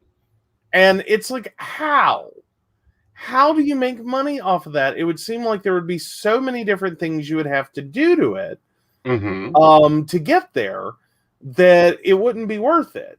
Right. Now, I could totally understand something the size of like a hunk of a cantaloupe. Right. You know what I mean? Like, because that's what that sort of looks like. Imagine it orange, but it looks like a hunk of cantaloupe. Yeah, it looks about the size of a nice slice of melon. Yeah, I could get that. But when you're talking about like a single point, like, I mean, just to like refresh my memory, but like a typical point. Single amethyst point that you would use for like a bracelet or for a pendulum or a necklace. Price-wise, where is that at? That's a real one should be around $12 to $12.50. Okay. A fake one will probably be $2-3. Okay. Because they can corn dump them. They don't have to shave them. I know, but that's where I go back to. How is that actually cheaper? Like, or how does it make good business sense? That's where I'm always stuck at. Okay, you have like the store that bought this diamond had to pay a seller that then had to pay a miner that had to pay a mining company for it to get the ore, and then they had to take and break the ore because it comes up in a big drum thing, and the mining company had to level the bed because rock is never smooth and flat, so they've had to cut that. So half the price of this crystal would go to the mining company. A quarter of the price of this crystal would go to some place that does the work of it, and then you've got shippers and payers. I mean, shippers and stores, and they all have to make a profit in that. Right. When you have a faked crystal, you don't pay the mining company anything. You just pay the people that are pouring it or dyeing it. So it's almost, it's just like cubic, it was cubic zirconium versus diamonds. Diamonds are rare and harder to get. There's mining that has to go in. There's taxes that have to be paid to it. All that. You're skipping all that when you're getting dyed stones. Okay. Yeah. So it's pure profit. So that $12 for that pendant, say the mine gets 6 of it. The shipper and fastener and all that would say is another 4. And then the store would get the other 2 for selling it. Okay. Well, if you don't have to pay the 6 to the miner because it's soapstone and soapstone's only valued at 1, then all you're doing is you're paying for the shipper is now making $8. Right. Well, and I guess I go back to the thing of it's also the issue of whether you're selling it as a fake, as in you're pricing it at fake prices, right? Or if you're selling it as though it's a real thing. Right. I mean, if we're going on Wish and we're finding $1 amethyst or, whatever, I would think people should know that's kind of a, either the deal of a century or it's crap. Well, and here, but you got to remember, Wish in itself is a third dairy market. Right. Okay. It's not a first market. It's not the second market. It's the third dairy market, meaning it's already went to a store and it didn't sell there, or it was failed at manufacturing, so it didn't sell there. Then it goes to like Five Below, and maybe it didn't sell there, so they throw it up on Wish.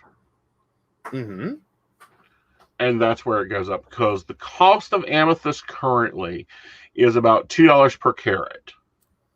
Okay. And if it was mined in Brazil, or Mexico, Brazil area, it's $5 to $10 a carat. Okay. So this is probably more expensive than what I was estimating it at because the price has gone up. Okay. That's a good mentality, Brenda. If you see it on Wish, it's just a fake. And most of the times it is, because no one's going to throw like this up on Wish for $2. I mean, even if you take it back to the fastener company and they break all these prongs out and pop them into jewelry and polish it, they just made more money. Right. Well, and I can understand that. I guess sometimes it can also fall into whether or not it, like, because there's this weird thing in terms of distribution, is that sometimes you can also have a product that's just too expensive to move back to either to the company or to a company to work on, that by the time you do all of that. Right. So I'm just curious, that wrong phrase. I'm sometimes just curious on Wish, how much of the product there is made for Wish, as in it's intended to be sold in this market. And how much of it ends up there because arguably we could fix it, change it, do something else with it, and even potentially make more money. But the outlay to do that, right? What I've seen in the clothing line is it's the stuff that fails inspection, like it doesn't meet the brand standard.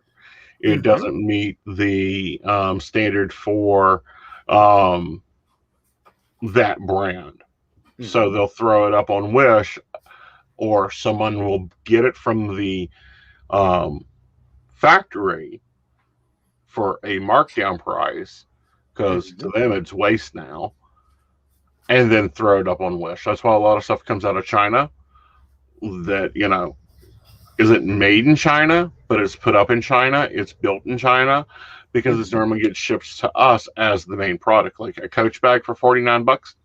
No, that is a Wish bag that Coach failed. in their inspection. Maybe the zipper was mislined, or the seam was unright, wasn't good, or whatever. Mm-hmm. Mhm. Okay. Yeah. And then you have second and third-tier marketing. Yeah. Well, but then we also run into those products on Wish that are just a bad knockoff of a popular product. Right. Oh, good bless. Brenda keeps trying to explain to a friend that the gold jewelry that he gets on Wish is not real. 10K, 14K, etc. that he thinks it is. You can tell by looking at it. And that's a common thing. Is there is an issue with the difference between solid gold and gold plating. And gold filled.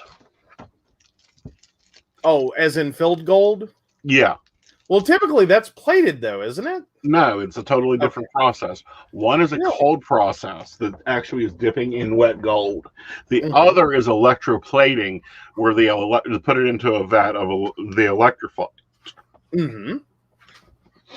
Which, the Egyptians have done. However, and here's the thing with gold itself, it's another mineral that we don't have much of.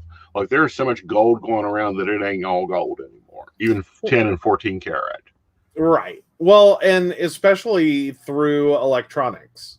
Yeah. That is one of, like, the amount of, and granted by tiny amounts over time, but the sheer amount of gold we have thrown away, so to speak, in the electronics age, is probably staggering and frightening. Then again, so is the lead, the mercury, the...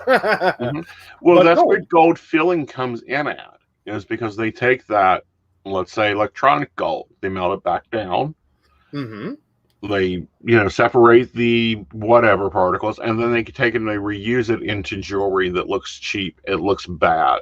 It will look worse than plated. It will not chip because it's technically is gold, but it's like retread tire gold. Ooh. Alrighty. Yeah, not probably the best way to get your gold. So now, but yeah. I don't know. Personally, though, I will say that, like, I had to have an education years ago. And I do thank my grandmother for that one. Was because I always thought gold was better the higher the carat it was. And to some degree that is true. It is more valuable. But you do run into a problem with gold that the higher the carat, the easier it breaks. That's why a lot of your delicate stuff is only done in really high carat. And your larger, like, it's kind of ironic. You see the Rap Star gold chains. Most of those are going to be lower gold content. Right. Than like that little tiny delicate necklace you barely see on someone. And potentially the value. There would be more in the tiny delicate gold chain than the big giant, massive chain. Like, think back to the 90s. Every rapper had it. They still wear it. It's part of the chain. outfit. Yeah. But no, that's gold plated. Everyone and that's why they started diamond plating them. Okay. Yeah, most rappers nowadays wear diamond plated. And it's where they've took the nickel or silver and inlaid diamond over it. Encrusted diamond over it. But again, that can be cheap diamond. Yeah, you start working with chips and it's surprising. Right. Yeah, because that can be the quality of a drill bit. Yeah. Like, it still catches light. It's still pretty, but this is kind of the cast off of like taking a say a 4 karat diamond originally and cutting it down to that nice emerald setting or princess setting or whatever setting. Right. This is the facets of that. Right. Like, this is the dust. These are chips. Like, they're not joking when they call them that. Right. It is diamond. It is, but it's such small quantity. It still catches light. It looks gorgeous, but but it's not high value. Right. It's not a long-term investment. It's kind of like people get really, well, I don't know. You kind of freaked at me when I said, you know, as we're building this, let me know when I can buy a house or a diamond. Well, yeah. Yeah. Very true. I don't know. Like, I'm typically not big on putting money into housing. And like the whole ability to own property and or, you know, rent properties, etc. The diamond thing or jewelry, I'm a little weird on. Well, and here's my view on it, and it's probably more a cultural view. Money will lose value. A dollar is not a good investment. Gold, silver, diamonds, rubies, emeralds will hold value. No matter what the currency is, the jewelry will hold value. Okay. Yeah. Well, I mean, it does hold a value, but I do know that there's the problem of like returning a diamond ring. As in, like, it immediately, like, you can buy an $8,000 ring. It immediately depreciates massively. It holds over time, but it like there's an immediate hit. It's like buying a new car. There's like an immediate depreciation. Like you paid $8,000, it, you know, isn't worth $8,000. Right, because there's the jeweler's price to it. And that is the bigger exchange there, is the jeweler's price. You can't go and exactly sell it for that, but it can always be sold for barter, traded, and held for much longer. Or more importantly, insured. Exactly. Yeah. And yeah, I've heard some stories over time that apparently is a rich person scam that the very wealthy enjoy. Is you get a piece of jewelry that has that is very expensive. You insure it to the hilt, and then something happens to it.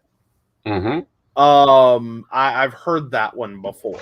Right. That's kind of a nice little, like, you know, way that people move money around. Right.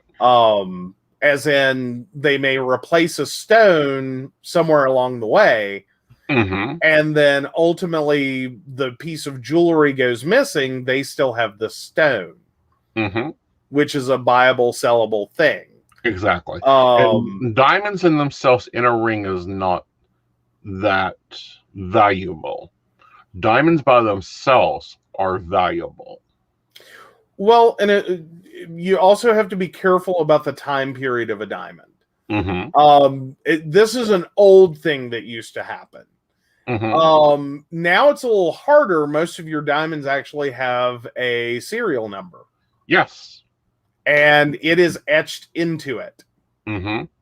So don't go trying to pull that now. Bad idea, because when that diamond pops back up, you will have some explaining to do. Yes. I also always prefer silver over gold, and here is why. Gold is more tinier. Gold will chip easier, and it melts faster. Many cultures wore their wealth, and I think we're going to go back to seeing that. Absolutely. I mean, it's bulletproof. Try to shoot a diamond in half. Or perhaps even the opposite. That, like, extreme wealth we'll see, but I don't think we're going to have the same investment in wealth, and that's already happening. Yeah. Like, when you look around, even now, there's a decline in the sale of engagement rings. Right. Not just by, you know, lower levels of people getting engaged or married, but just even for those who do, it's become less of a requirement. Well, not only that, but it's a Pacific ring style. Most example, me, I don't want an engagement ring. I would love a lovely standard men's Turkish silver ring. I would love a normal dress ring, something that's multiple scenarios there of wear, because that's where the value. That's also something that can get you in trouble with the value, Mm-hmm. like wedding rings. They're And then not that valuable. Well, and there's a lot of people making more utilitarian choices about as they're entering their married life as to, is it worth it to drop this much money on something that goes on your finger, or would you rather do something else with that money? Right. I know my sisters both answered, I'd rather do something else with that money. Thanks. Well, my standard answer is no, I'll take that wealth. I don't want the insurance policy. And yes, we're getting it appraised day 2. Well, and make sure to keep up your cleaning schedule. Exactly. That's the other one is, especially if for jewelry, that was the weird thing. The only time I ever bought jewelry for someone, I just have to mention. I give that salesperson so much credit for explaining to me that you don't just buy jewelry. No. You basically adopt jewelry. Yeah. And then you have to take it in periodically to maintain the warranty on the jewelry, as well as ensure that you maintain all aspects of the jewelry, especially if it's gold. And like if you have diamonds with a gold setting, that you don't own jewelry, you adopt it. Right. It comes with paperwork. It comes with a maintenance schedule. It's kind of crazy when you think about it. Not really. It was to I me. grew up with this theory and the idea of, no, it's June, we're taking the rings in to get them polished. No, it's March, it's my birthday, so we have to take the necklaces in to a trusted jeweler. Oh yes. And then oh, love it.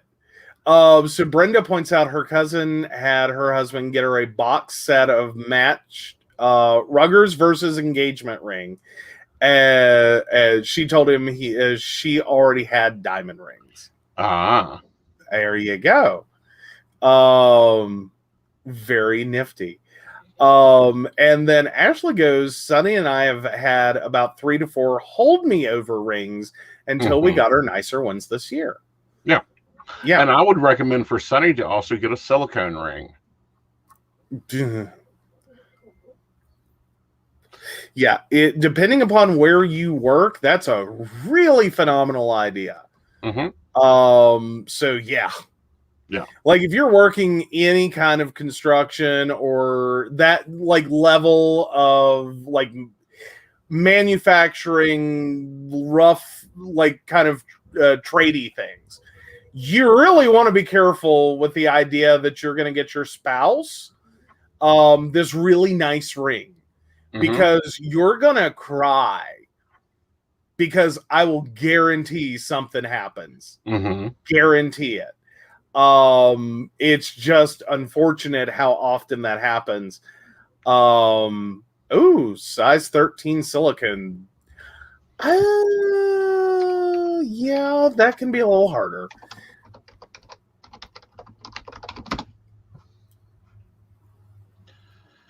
And Brenda points out getting rings called in equipment, also very important. But in like construction, you can run into situations where the ring collapses. Especially gold. Gold is really bad for that. Right. And then you also have to watch out for people that have any form of like swelling issues. That can be a big problem. Right. And yeah, Ashley says his has already been scratched a ton. Oh, that always Ashley, check out ENSO rings. There we go.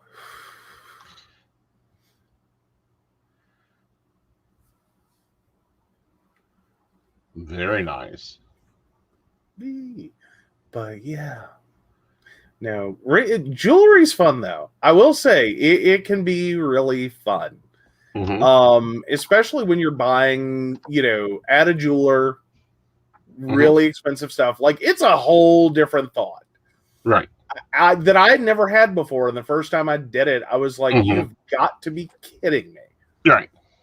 Like, seems a little ridiculous. Right. But honestly, it's needed. It's stuff you have to do if you have nice stuff. And it's maintaining it because it is investment wealth. Like, one of my aunts got my grandmother's engagement ring. One of her engagement rings. It came with an insurance policy that had to be transferred. The insurance policy had a value just as much as the ring had a value. Yeah, because especially on an older policy, that is a fix, like, for the duration. Right. Like, and you still run into some of those policies still out there just because of that.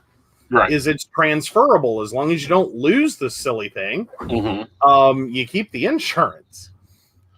Oh, Ashley has a question. Cool. We'll take this one and then we'll start wrap up. Alrighty. So Ashley, 82696. Speaking about weddings, is it safe yet for me to go on a cruise, or is it still not my time? We're trying to figure out what we're doing for our real honeymoon after the vow renewal. I'd wait till at least spring before I would be looking at cruises. I don't think we're out of the woods yet. And cruises are probably the most dangerous situations in general in this current climate. Yeah. Because you're going to hit a variant. You definitely don't want to rush it. Right. And especially the fact that I think there's a lot of cruise companies as well that are having problems setting their schedule, because those are usually set well in advance. Right. And we kind of entered a period of uncertainty. So a lot of people ran into a lot of problems with their pre-arranged cruises.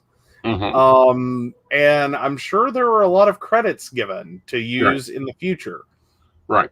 But here's the other thing with it. You got to remember, we in the U.S. are not being accepted in many countries. Ooh, true. I'd hate to drop, 25, 30, 35, 35 $5,000 to go right out in the ocean, just ride around in the ocean. You don't get to dock anywhere. You don't get to have any experiences because you're not being accepted there. Oh, wow. Ashley also points out that her aunt actually planned a cruise for this summer. It got canceled because they wanted all employees vaccinated and they didn't have enough. Right. Yeah. Yep. It certainly had to have been a struggle. Like, definitely. Read the comment there. I found that a little odd because I didn't know an employer could do that. Yes, it has been ruled that employers can require COVID vaccinations. Employers were able to require flu vaccinations. The hospitals and the nursing boards require you, if you have a current nursing license, to take the flu vaccine. As well as the number of places that, and hospitals primarily, that do TB testing before employment. Right. Like, you can enter into situations where an employer has a fair amount of power over your health anyway. And it's not illegitimate. It's not illegitimate. In terms of they have a greater duty, such as the healthcare industry, to ensure that as you are working with patients, you're not also exposing them to something medically serious. Yeah. Along the way. Now, granted, there was also that debate back in the day over HIV and HIV testing and the employability of people who are HIV positive. And there were businesses that either went direction A and just fired everyone the minute they found out they were HIV positive, or B, got very ugly about having either not hiring, or once someone became positive, moving them into a position that was effectively non-contact. Right. Which just still take us into a story for Friday. I've not prepped Joe on it, but Dave Ramsey's being sued about some of the controls that he has over his employees. Oh, that sounds fun. Yeah, we'll talk about that case on Friday, though. All righty. Well, for the moment, let's go ahead and we're going to wrap this up. So, Shannon brings it up, and Shannon, I need a link for that one. Yeah, that sounds like a very, very important article. Yeah, the financial guru. Apparently, he cares about his employees' sex lives. Oh dear, that's going to be a hot topic. All right. Well, of course, we want to thank our baristas. We love our Patreon sponsors. Thank you so much to Beverly Walker, Mika G, Kathy, Mary Winfield, Brenda Bryant, Ashley Gist, Shannon C, and Shannon D. If you'd like to learn more about the Psychic Coffee Shop or would like to become a sponsor, please visit us at PCSPnetwork.com. Yes, and thank you guys for tuning in. We love having you here. Friday's show is going to be a highly interesting show.